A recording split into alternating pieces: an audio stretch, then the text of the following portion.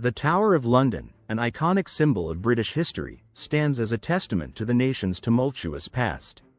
Established by William the Conqueror in 1066, this fortress has served multiple roles throughout its history, including that of a royal palace, a prison, a treasury, and an armory.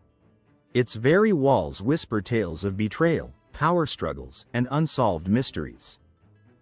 Among these enigmas, one of the most captivating is the disappearance of the two young princes, Edward V and Richard of Shrewsbury, who vanished in the summer of 1483.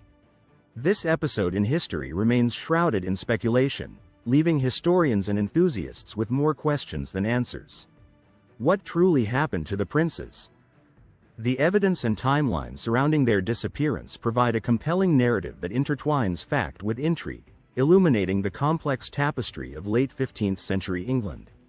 On April 9, 1483, the sudden death of King Edward IV plunged England into a state of uncertainty and chaos. His eldest son, Edward, ascended to the throne at merely 12 years old, while his younger brother Richard was just 9. It was customary during such times of upheaval for young monarchs to be taken to the Tower of London for their protection, a measure deemed necessary in an era rife with political machinations and rival claims to the throne. By mid-June of that year, however, the brothers had seemingly vanished from public view, prompting a flurry of concern and speculation among nobles and commoners alike. Historical records reveal that their uncle, Richard, Duke of Gloucester, was declared regent, a move that raised eyebrows and sparked inquiries into the motives behind such drastic changes in the young heir's circumstances. Richard, who later became Richard III, harbored his own ambitions for the throne. On June 26, he was formally declared king, just days after the princes were last seen in the Tower. Accounts from chroniclers such as Sir Thomas More, along with other contemporary sources, suggest that Richard may have had motives to eliminate the young heirs to secure his power. The timeline presents a troubling pattern. The princes were last confirmed seen in the Tower around mid-June, and by late June, Richard had been crowned king. This rapid succession of events raises chilling questions about their fate. Were they merely hidden away, or had they met a more sinister end? The evidence increasingly points toward the latter, especially when considering the lack of witnesses who could confirm their safety after their confinement.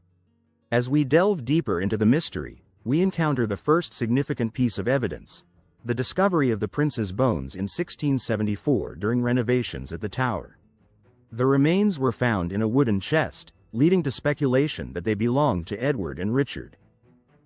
However, the identification process was rudimentary at best, given that contemporary DNA testing was non-existent and forensic methods were in their infancy.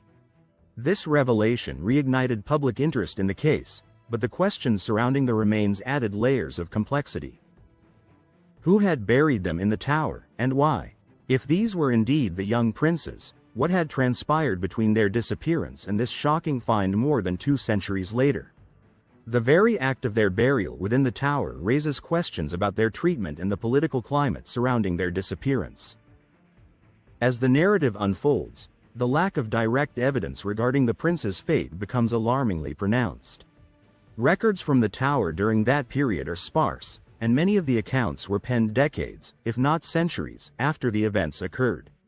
This absence of detailed documentation creates a significant gap in our understanding of what truly happened. For instance, the Royal Council's records do not detail the princes' movements after their initial confinement, nor do they provide any clues about their supposed deaths. This absence of evidence fuels speculation and leads historians to explore various theories surrounding their disappearance, each more sensational than the last. Moving forward in the timeline, we encounter the notorious figure of Henry Tudor, later known as Henry VII, who claimed the throne after defeating Richard III at the Battle of Bosworth in 1485. Henry's victory not only marked the end of the Wars of the Roses but also established the Tudor dynasty, which would dominate English politics for the next century. To solidify his claim to the throne, Henry had a vested interest in burying any evidence of the prince's existence. If they were alive, they posed a legitimate threat to his rule and the stability of his newly founded dynasty. Thus, the narrative thickens.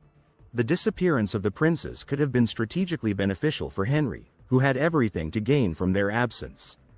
The power dynamics of the time were delicately balanced, and Henry's ascent relied on the effective removal of any rival claims. The historical implications of this mystery are far-reaching and complex. The uncertainty surrounding the prince's fates influenced not just the Tudor dynasty but also the broader perception of Richard III. Once vilified as a ruthless usurper, Richard's legacy has undergone re-evaluation in modern times, with some portraying him as a tragic figure caught in the machinations of a brutal political landscape. Yet the evidence that aligns with Richard's potential culpability continues to loom large. The infamous phrase, "the princes in the Tower," serves as a haunting reminder of the unresolved questions that linger in the collective memory of Britain. This phrase has become synonymous with the intrigue and betrayal that characterized this dark chapter in history, encapsulating the fears and uncertainties of a nation grappling with its identity. Further complicating matters, the 16th century saw the emergence of several theories about the fate of Edward and Richard. Some believed they had escaped the Tower and lived under assumed identities, blending into the fabric of society. Others speculated that they had been murdered on Richard's orders, silenced to eliminate any potential threats to his reign. These narratives gained traction and began to proliferate, particularly in the wake of the Tudor dynasty's consolidation of power. By the time of Henry VII's reign, myth and fact were often indistinguishable. Individuals like Perkin Warbeck even claimed to be one of the missing princes, further blurring the lines between truth and deception. Despite these claims, none provided definitive proof, and each assertion only added to the complexity of the narrative, fueling public imagination and further entrenching the mystery. The allure of these stories reflects a society captivated by the possibilities of royal intrigue and the darker sides of ambition. The timeline of events leads us to the present day, where the Tower of London still stands as a harbinger of history's mysteries.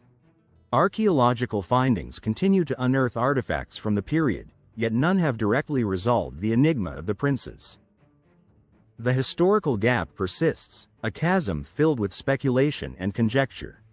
Recent studies have attempted to extract DNA from the remains found in 1674, but ethical considerations and the challenges of ancient DNA testing have slowed progress. These modern advancements in forensic anthropology and DNA analysis hold the potential to reveal new insights into the case. The implications of the prince's disappearance extend beyond mere curiosity. They highlight the fragility of power and the lengths individuals will go to secure it, illustrating the darker aspects of human ambition that continue to resonate today. As we unravel this mystery, we are left with a profound understanding of how history can be shaped, manipulated, and ultimately left unresolved. The fate of Edward and Richard may be lost to time, but the questions they pose resonate through the ages. The narrative of their disappearance is not just a tale of two young boys. It reflects a society in flux, where power struggles defined the lives of many. The allure of the Tower of London, with its imposing structure and dark past, continues to captivate the imagination of those who seek to understand the intricate interplay of power, betrayal, and the enduring quest for truth.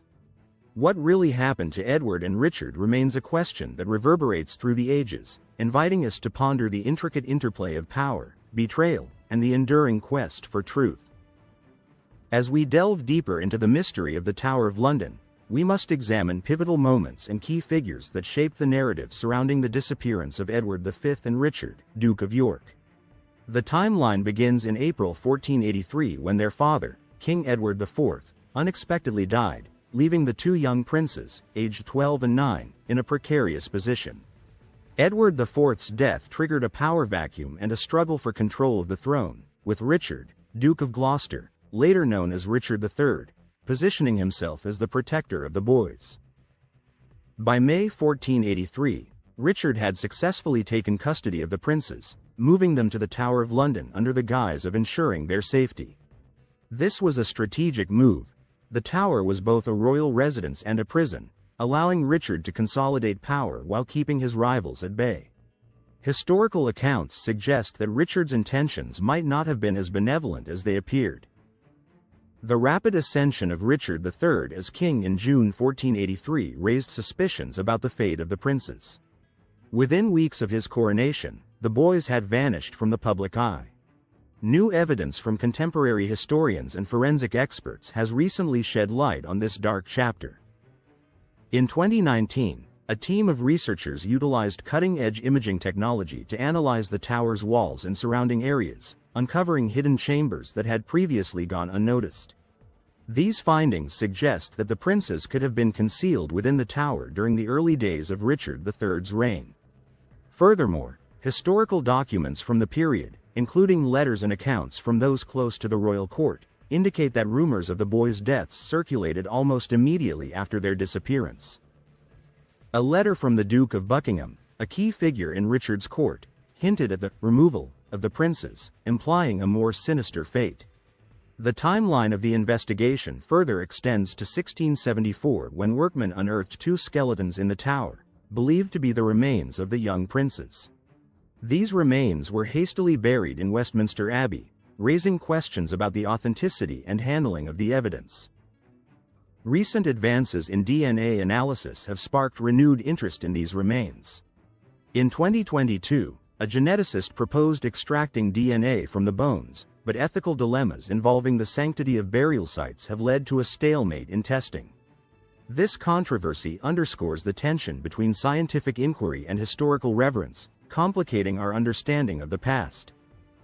In addition, the historical context surrounding Richard III's rise to power adds another layer of intrigue. The Wars of the Roses, a series of dynastic conflicts, had left England in turmoil. Richard's ruthless pursuit of the throne included the elimination of rivals, making the disappearance of the princes not just a matter of royal intrigue but a reflection of the brutal politics of the time. Scholars argue that Richard's infamous reputation as a tyrant may have originated from these events, forever tainting his legacy. The mystery of the princes has also inspired numerous myths and legends over the centuries.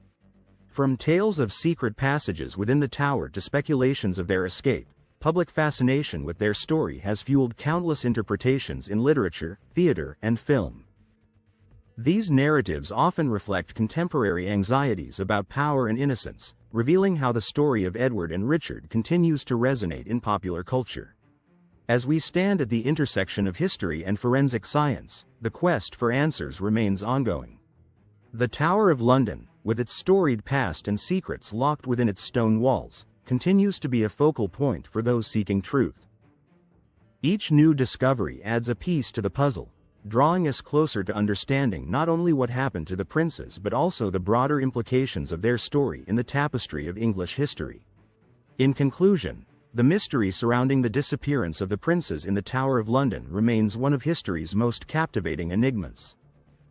The intertwining of evidence, legend, and the brutal realities of 15th-century politics serves as a powerful reminder of how deeply intertwined history and human nature can be.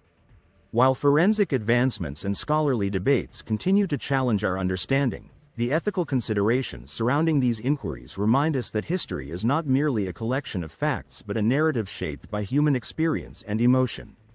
The tower itself stands as a sentinel of this narrative, a place where stories of power, betrayal, and innocence converge.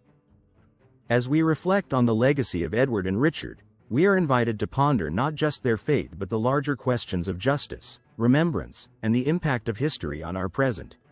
The fascination with their story invites us to delve deeper into the complexities of our shared past. We encourage you to join the conversation. Share your thoughts on this enduring mystery in the comments below, and if you enjoyed this exploration into one of England's most intriguing historical tales, consider liking and subscribing for more insightful documentaries. Thank you for watching.